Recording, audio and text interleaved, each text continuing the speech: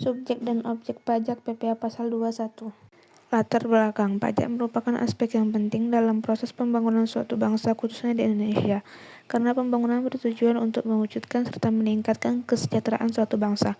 Pajak penghasilan merupakan pajak yang dipungut pada objek pajak atas penghasilannya. Pajak penghasilan akan selalu dikenakan terhadap orang atau badan usaha yang memperoleh penghasilan di Indonesia. Salah satunya PPh Pasal 21 yang merupakan PPh yang dikeluarkan atas penghasilan berupa gaji, upah, dan nominal dan lainnya. Kemudian subjek dan objek pajak. Menurut Resmi 2013, subjek pajak penghasilan adalah segala sesuatu yang mempunyai potensi untuk memperoleh penghasilan dan menjadi sarana untuk dikenakan pajak penghasilan. Berdasarkan Undang-Undang Nomor 36 Tahun 2008 Pasal 2 Ayat 1, subjek pajak dikelompokkan sebagai berikut. 1. Orang pribadi. 2. Warisan yang belum terbagi. Subjek 3. pajak akan Badan dikenakan pajak penghasilan usaha apabila tetap menerima atau merupakan memperoleh subjek pajak penghasilan yang berlaku sesuai dengan pajak peraturan perundang-undangan yang berlaku. dipersamakan dengan subjek pajak badan. Beberapa objek pajak menurut Undang-Undang Nomor 36 Tahun 2008 Pasal 4 Ayat 1 yang termasuk objek pajak penghasilan adalah 1. Hadiah dari undian atau pekerjaan atau kegiatan. 2. Selisih kurs mata uang asing. 3. Pengertian atau imbalan dengan pekerjaan atau jasa yang diterima atau diperoleh termasuk gaji, upah, tunjangan, honorarium, komisi, dan lainnya, kecuali ditentukan lain dalam Undang-Undang PPh. PTKP PPh Pasal 21 adalah besarnya penghasilan yang menjadi batasan tidak kena pajak bagi wajib pajak orang pribadi. Dengan kata lain, apabila penghasilan neto wajib pajak orang pribadi yang menjalankan usaha dan atau pekerjaan bebas jumlahnya di bawah PTKP tidak akan dikenakan pajak penghasilan atau PPh Pasal 25/29, dan apabila berstatus sebagai pegawai atau penerima penghasilan sebagai objek PPh Pasal 21, maka penghasilan tersebut tidak akan dilakukan pemotongan PPh Pasal 21.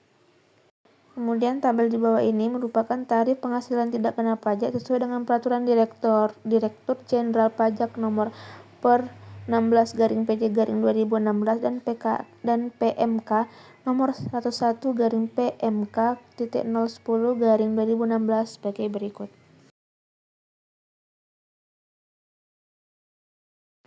Mekanisme tarif pemotongan PPh Pasal 21. Mekanisme pemotongan PPh Pasal 21 dilakukan oleh pemberi kerja atau pemberi penghasilan.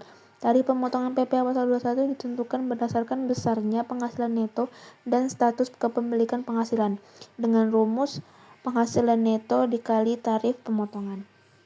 Kewajiban pemotongan PPh Pasal 21.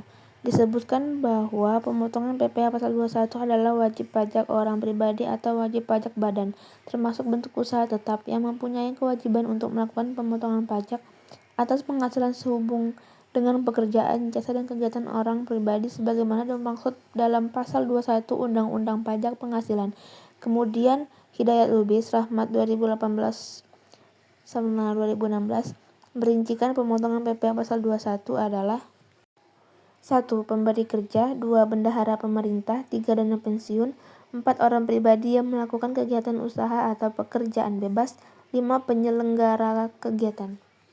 Kesimpulannya, pemerintah memang menarik dana masyarakat dalam bentuk pembayaran pajak yang penggunaannya dikembalikan lagi kepada masyarakat dalam bentuk penyediaan fasilitas umum. Meskipun masyarakat sendiri merasakan bahwa penyediaan fasilitas umum itu sendiri tidaklah setara dengan dana yang sudah ditarik pemerintah dari masyarakat. Tetapi terlepas dari itu semua, pemerintah tetap berupaya untuk mewujudkan keadilan dalam pemungutan pajak. Pemungutan pajak di Indonesia menganut prinsip keadilan horizontal dan keadaan vertikal.